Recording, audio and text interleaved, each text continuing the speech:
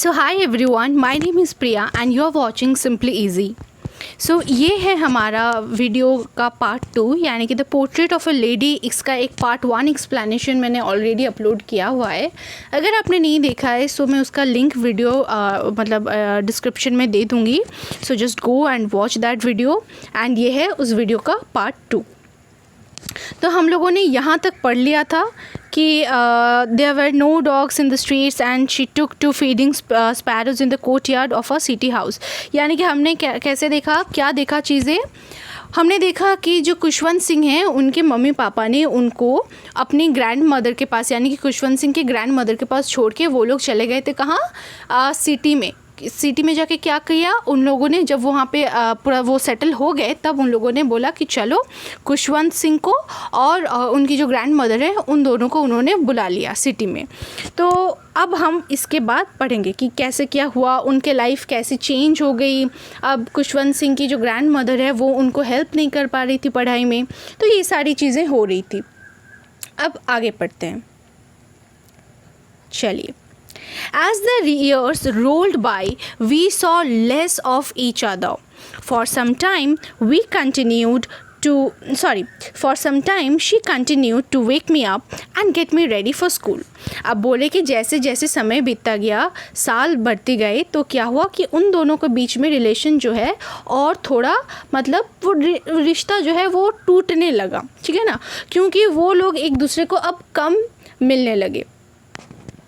अब कुछ टाइम तक तो उनकी जो ग्रैंड मदर थी वो क्या करती थी, उनको आती थी, she used to wake him up and she used to get him ready for school.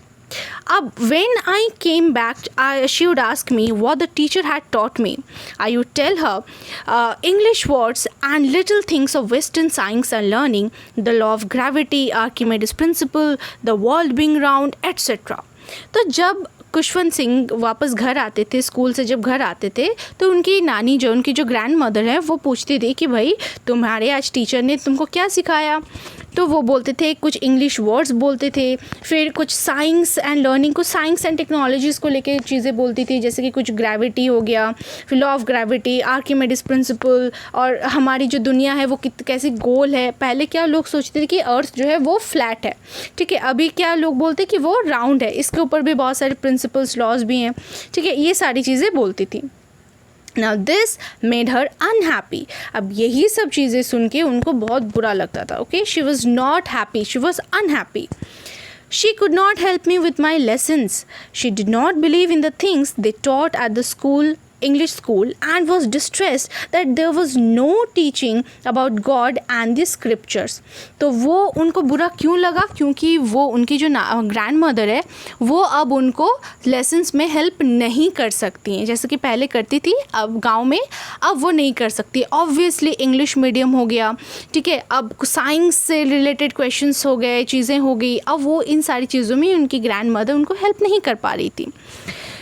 अब ये बोल रही थी कि इंग्लिश स्कूल में उनकी ग्रैंड मदर जो है वो ये सोचती थी कि इंग्लिश स्कूल में उनको जो सिखाया जाता था वो उन पे उनका कुछ खास भरोसा नहीं था, उनको वो अच्छा नहीं लगता था। शी वॉज डिस्ट्रेस यानी कि शी वॉज अनहैप्पी, ठीक है, उनको लगता था कि भाई ये चीज़ कुछ गड़बड़ हो रही है, कुछ सही नहीं है, राइट।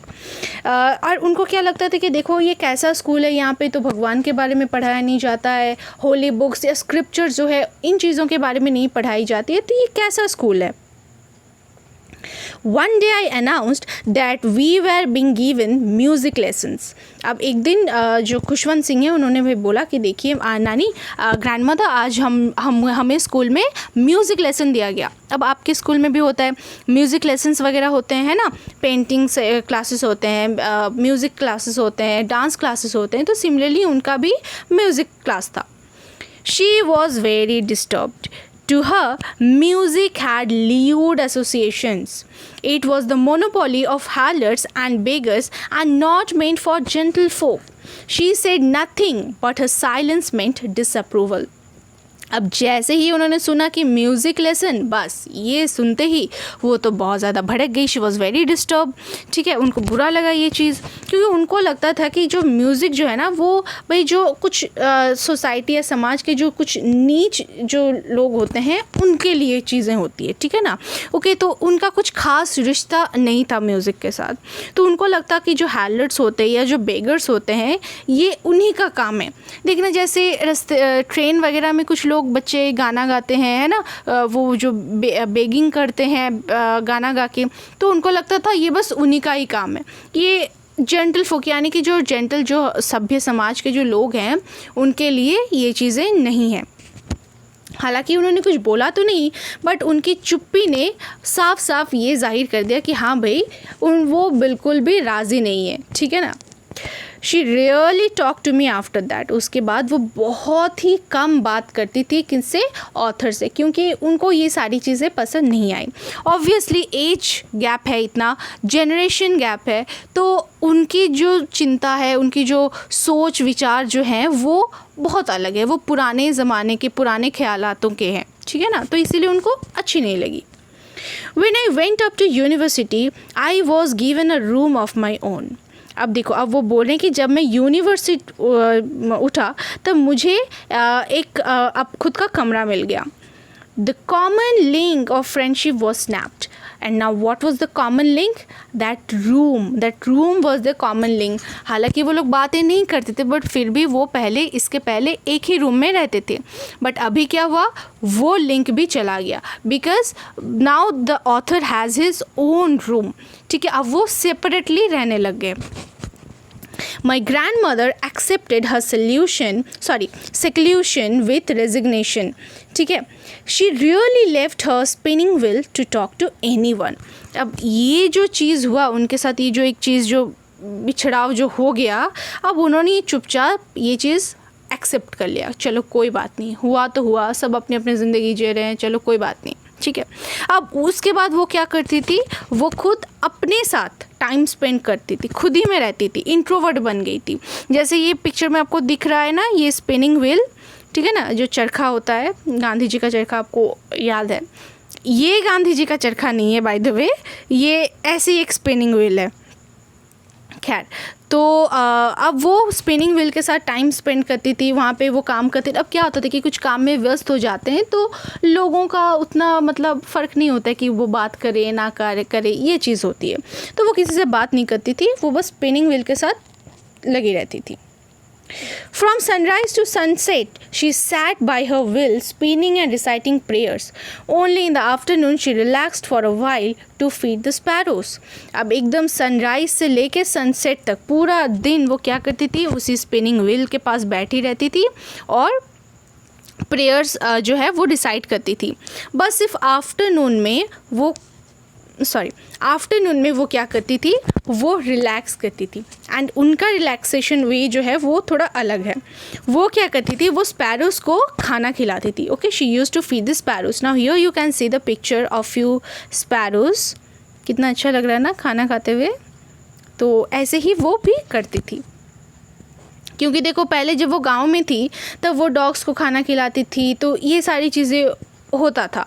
तो अब ये चीज़ें नहीं हो रही है, तो इसीलिए उनको बुरा लग रहा था। तो वो क्या करती थी, वो आफ्टरनून में कुछ समय निकाल के वो स्पैरोज़ को खिलाती थी एंड यही उनका रिलैक्सेशन हो जाता था। वैसे इस तरीके से वो रिलैक्स होती थी। When she sat in the veranda, breaking the bread into little bits, hundreds of little birds collected round by creating a veritable bedlam of chirrupings. अच्छा, veritable bedlam का मतलब क्या है? अच्छा, chirrupings का मतलब है chirpings, जो bird chirp करते हैं ना, चीं चीं चीं आवाज़, बहुत तरीके से आवाज़ निकालते हैं। So that is known as chirping और chirrupings. तो जब birds देखना chirping करते, बहुत सारे birds आ जाते, तो क्या होता है, वो मतलब उनमें मारपीट होता है ना, काई काई करते हैं, राइट, chirp करते हैं, तो क्या होता है, कैओस हो जाता है ना, वो एक माहौल जो है थोड़ा कैओटिक हो जाता है। सो इसी को बोला है वेरिटेबल बेडलैम, वो जो कैओस हो जाता था वो जो समय, ठीक है, तो वो बोला है कि उस चर्पिंग से वैसा चीज़ जो है क्रिएट हो जाता था। अब बोला गया है क्या कि वो जो बरामदा में बैठती थी, ब्रेड के छोटे छोटे टुकड़े करती थी एंड बर्ड्स को खिलाती थी, तो बहुत सारे बर्ड्स आते थे एंड आके वहाँ पे कैओस क्रिएट करते थे, झगड़ा करते थे, चिल्ला चिल्ली करते थे, ये सारी चीज़ें करते थे. Some came and perched on her legs, other on her shoulders, some even sat on her head. She smiled but never shooed them away. It used to be the happiest half hour of the day. अब यहाँ पे देखो, वो सिर्फ उन sparrows के साथ दिन में आधा घंटा स्पेंड करती थी, यानी कि आफ्टरनून में सिर्फ 30 मिनट उन बर्ड्स के साथ रहती थी. ठीक है, तो यहाँ पे बोला गया है कि कुछ बर्ड्स जो है वो आती थी and they used to sit on her legs. Perch यानी कि टू सिट, जैसे ब्रांचेस में देखना बर्ड्स कैसे पर्च करते हैं ना, बैठते हैं कैसे, तो उसी तरीके से वो उनके पैरों पे आके बैठते थे. कोई शोल्डर्स पे आके बैठता था, तो कुछ इवन उनके सर पे आके बैठ जाते थे. बट वो कभी भी उनको भगाती नहीं थी, वो हमेशा स्माइल करती थी. एंड ये जो टाइम था, ये उनका happiest half hour of the day था. ये क्वेश्चन आपका आ सकता है, ठीक है, कि उनका कौन सा happiest half hour of the day था. When I decided to go abroad for further studies, I was sure my grandmother would be upset. तो जब ऑथर ने बोला कि भाई अब मुझे फर्दर स्टडीज़ के लिए बाहर जाना है, तो उनको लगा कि उनकी ग्रैंडमदर जो है वो अपसेट हो जाएंगी, उनको बुरा लगेगा. I would be away for 5 years and at her age, no one could ever tell. One could never tell. तो वो बोली थी कि अब देखो मैं 5 साल के लिए जा रहा हूँ बाहर, और उनका जो भी एज है, यानी कि उनके ग्रैंडमदर का जो एज है, इस समय में कुछ बोला नहीं जा सकता कि कब क्या हो जाए, यानी कि कब उनका डेथ हो जाए, क्योंकि एज बहुत ज़्यादा हो चुका है, राइट. और 5 साल एक बहुत लंबा टाइम पीरियड है. बट माई ग्रैंड मदर को, तो उन्होंने बोला कि लेकिन हम लोग नहीं बोल सकते हैं, लेकिन हमारी ग्रैंड मदर जो है वो बोल सकते हैं, क्योंकि उनमें ये कॉन्फिडेंस था कि भाई नहीं, मैं तो इतनी जल्दी मरने वाली हूँ नहीं. Okay, she was not even sentimental. अब वो तो भाई थोड़ी सेंटिमेंटल भी नहीं बनी कि अरे पोता जा रहा है, अब्रॉड जा रहा है, बाहर जा रहा है, 5 साल के बाद आएगा. फिर भी मतलब उन्होंने कुछ इमोशंस वगैरह शो नहीं किए. She came to leave me at the railway station but did not talk or show any emotion. वो रेलवे स्टेशन तो छोड़ने आई, लेकिन उन्होंने किसी से बात भी नहीं की और ना ही उन्होंने कुछ इमोशंस वगैरह शो किया. Her lips moved in prayer. तो उनके जो लिप्स थे वो प्रे कर रही थी, ठीक है. Her mind was lost in prayer. And उनका जो दिमाग था वो कम्प्लीटली वो प्रेयर में ही इमर्स हुआ था. Her fingers were busy telling the beads of her rosary. Again rosary, वो जो माला होता है वो, तो उनकी जो उंगलियां थी वो उस रोज़री को, वो यानी कि वो जो माला है वो फेर रही थी, यानी कि वो माला फेर रहे थे और प्रेयर कर रहे थे, ठीक है, प्रे कर रहे थे होगा.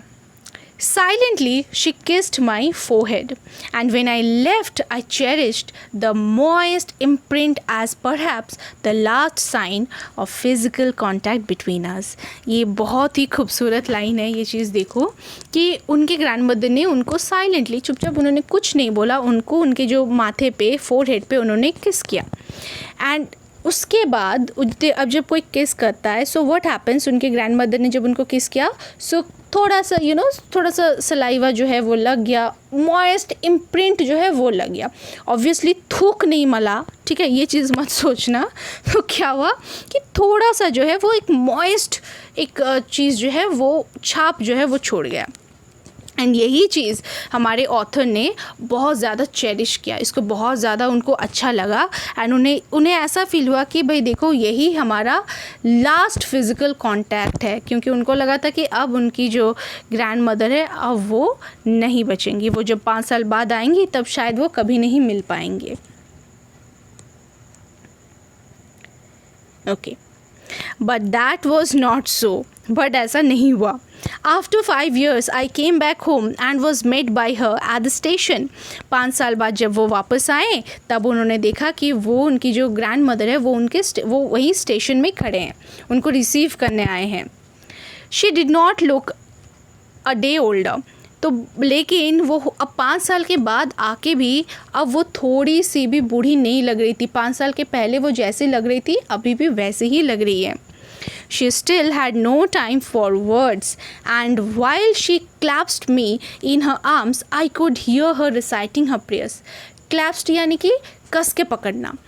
जब 5 साल के बाद भी जब वो वापस आए तभी भी उनके ग्रैंड मदर ने उनको कुछ नहीं बोला, ठीक है, बस उनको कस के उनको पकड़ लिया, उनको ऐसे बाहों में ले लिया. Okay, she hugged him.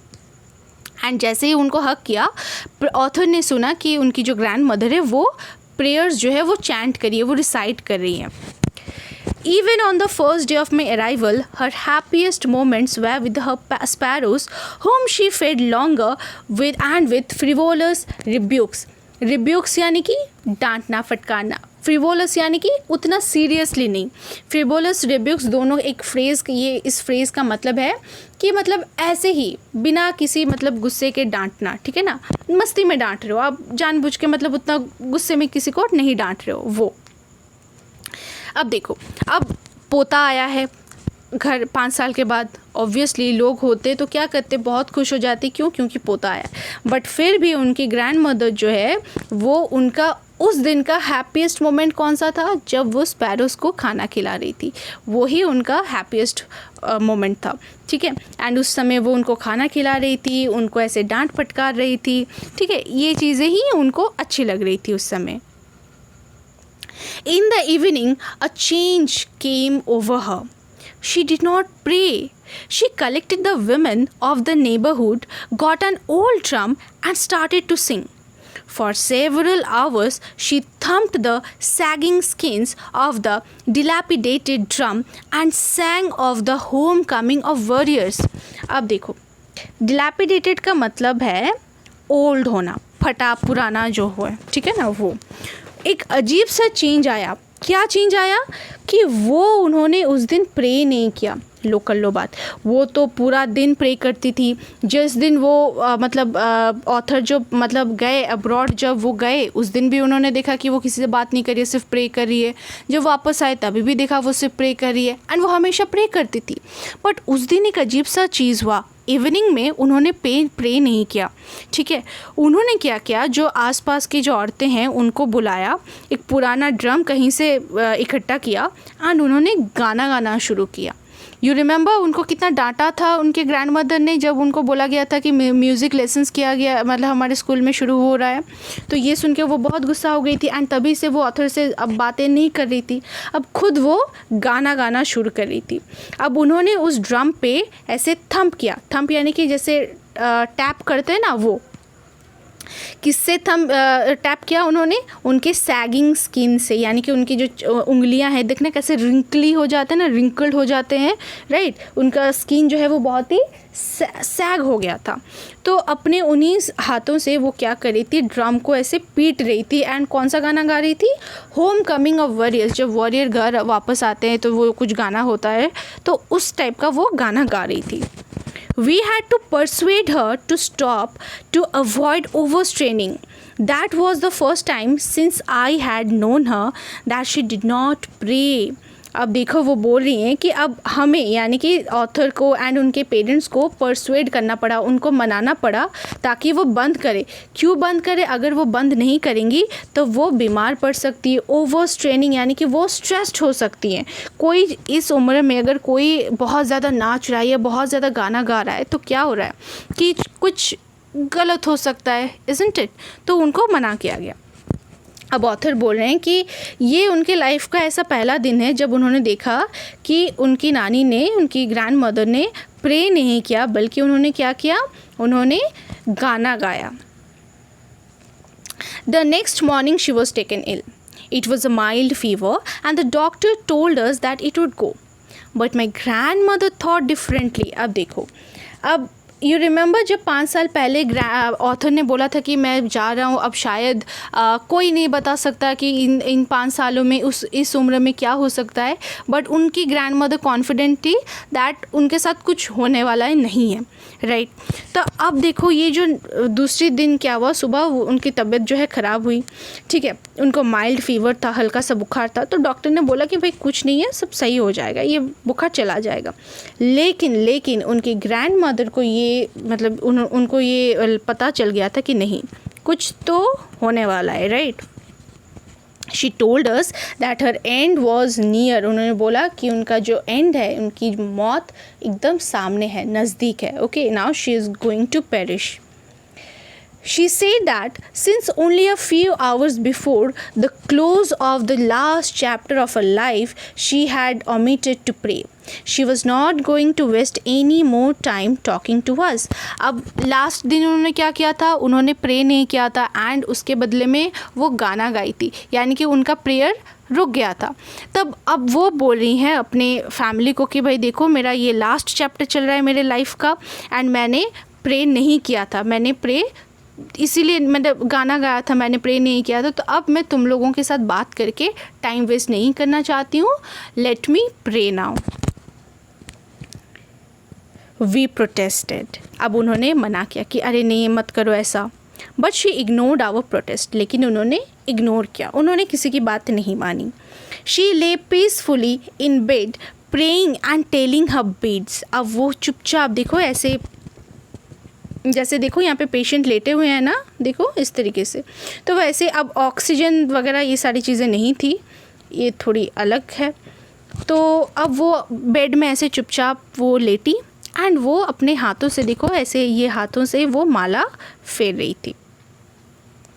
Even before we could suspect, her lips stopped moving and the rosary fell from her lifeless finger. Lifeless fingers क्यों बोला गया है? क्योंकि now she is dead, she is no more. And अब देखो, अब बाकी किसी को पता चले, कोई संदेह करे, उससे पहले क्या हुआ, उनकी जो लिप्स थी वो क्या हो रहा था, उनकी लिप्स मूव कर रही थी, है ना, बिकॉज शी वॉज प्रेइंग. तो उनके लिप्स जो है वो स्टॉप कर गई, मतलब वो बंद हो गए एंड उनके हाथों से वो रोज़री जो है वो गिर गया. नाउ ये क्या बताता है? That she is no more. A peaceful pallor spread on her face and we knew that she was dead. Now what is the meaning of pallor? Pallor का मतलब है एक paleness, फीकापन. अब उनके चेहरे पे एक फीकापन पड़ गया. जैसे मरने के बाद क्या होता है, वो एक बेजान हो जाते हैं ना लोग, उनमें वो बात नहीं रहती है, उनकी फेस से वो एक चीज़ नहीं रहती है, वो ग्लो जो भी है वो चली जाती है, राइट. एक पीलापन, एक फीकापन पड़ जाता है. तो वैसे ही उनके फेस में भी ये चीज़ हो गया, पड़ गया and they knew that she was no more, she was dead. We lifted her off the bed and we lifted her off the bed and as it's customary laid her on the ground and covered her with a red shroud. shroud यानी कि जो कफन होता है ना, वो चादर जो होता है वो shroud. ओके, अब भाई देखो कस्टम्स है, रिचुअल्स होते हैं. अब हर रिलीजन के, हर लोगों के जो कस्टम्स होते हैं वो अलग होते हैं. तब उनका कस्टम क्या था भाई, ऑब्वियसली अंतिम संस्कार करना जो भी है. तो उन्होंने अब बॉडी को उठाया, अब बॉडी को उठा के उन्होंने ग्राउंड पे रखा एंड उन पे एक लाल रंग का जो कफन है उन पे चढ़ा दिया. ठीक है.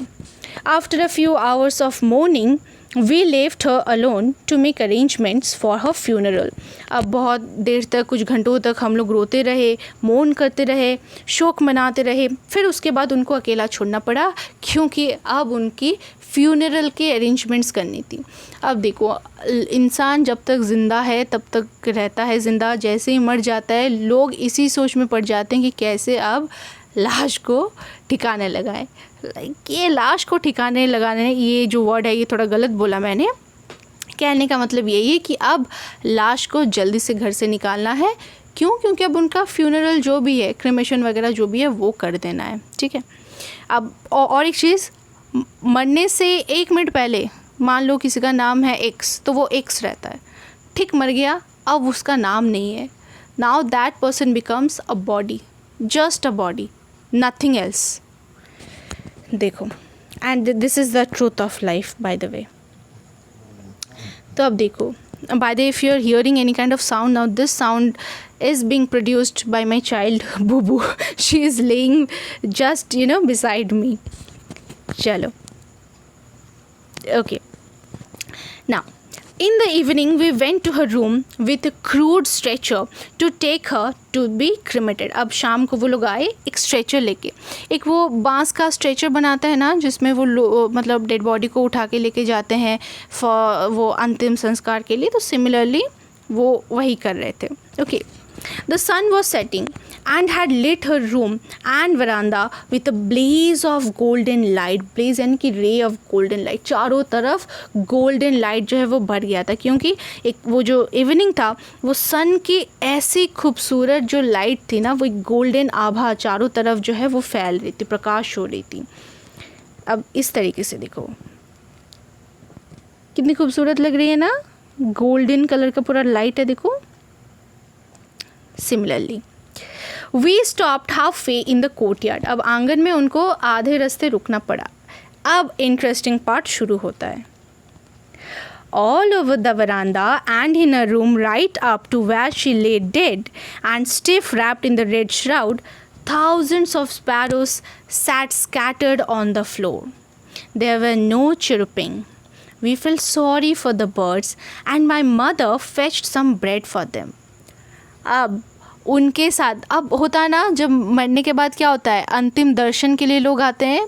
यहाँ पे अंतिम दर्शन के लिए जानवर आए, पंछी आए थे, स्पैरोज़ आए थे। वही स्पैरोज़ आए थे जिनको उनकी ग्रैंड मदर खिलाती थी, प्यार से डांटती थी, उनके सर पे वो लोग बैठते थे, उनके कंधों पे बैठते थे, उनके पैरों पे बैठते थे। उनका हैप्पीएस्ट हाफ एन आवर होता था पूरे दिन का, 24 घंटे का, वो सिर्फ 30 मिनट उनका जो है बहुत ही अच्छा बीतता था। तो वही जो उनके दोस्त हैं, वो जो परिंदे हैं, वो आए थे उनसे मिलने। एंड चारों तरफ पूरा वरांदा, पूरा जो रूम है जहाँ वो लेटी हुई है, यानी कि उनका डेड बॉडी जहाँ पे है, वो पूरा जगह जो है वहाँ पे स्पैरोज़ आ गए। सोचो इतने स्पैरोज़ आए थे, थाउजेंड्स के पैमाने में आए थे कि उनको, खुशवंत सिंह एंड उनके पेरेंट्स को, उनके फैमिली को रुकना पड़ा वहाँ पे।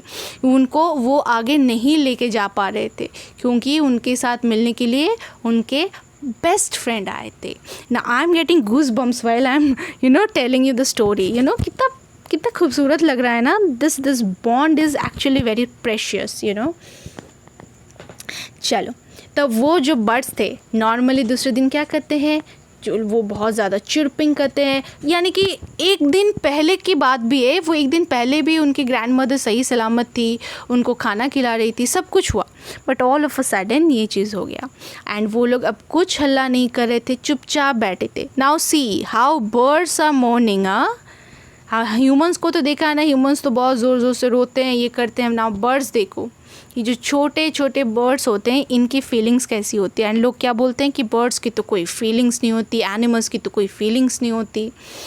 तो देखो, अब खुशवंत सिंह एंड उनके फैमिली को बहुत बुरा लगा ये बर्ड्स की दशा देख के। एंड खुशवंत सिंह की मम्मी ने क्या किया कि थोड़े ब्रेड्स लाई, जैसे उनकी मदर लाती, उनकी ग्रैंड मदर लाती थी, ब्रेड्स उनको खिलाती थी, उस तरीके से वो भी breads lie.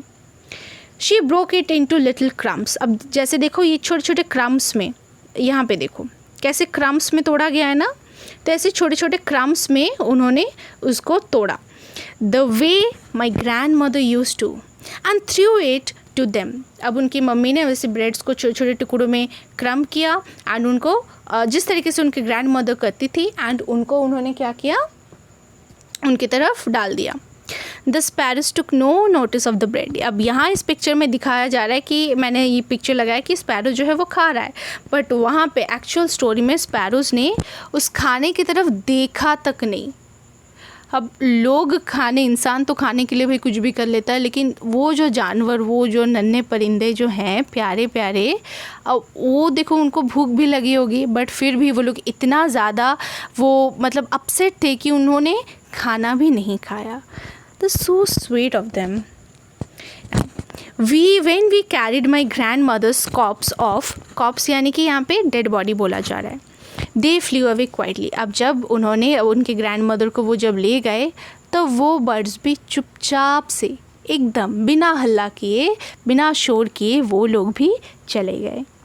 Next morning the sweeper swept the bread crumbs into the dustbin. दूसरे दिन स्वीपर आया। स्वीपर यानी कि जो इन जो लोग जो झाड़ू देते हैं ना, उनको क्या बोला जाता है, स्वीपर बोला जाता है। ठीक है। तो नेक्स्ट दिन वो स्वीपर आए एंड उन्होंने क्या किया, वो स्वीपर अंकल ने वो जो ब्रेड क्रम्स जो पड़े थे चारों तरफ, उन्होंने उसको स्वीप किया, उसको झाड़ू लगाते हुए कहाँ उसको फेंका गया, डस्टबिन में, क्योंकि किसी भी बर्ड ने वो जो ब्रेड क्रम्स था उसको नहीं खाया था, किसी ने भी नहीं खाया था, एंड वो जैसे गिरे थे वैसे ही गिरे रह गए।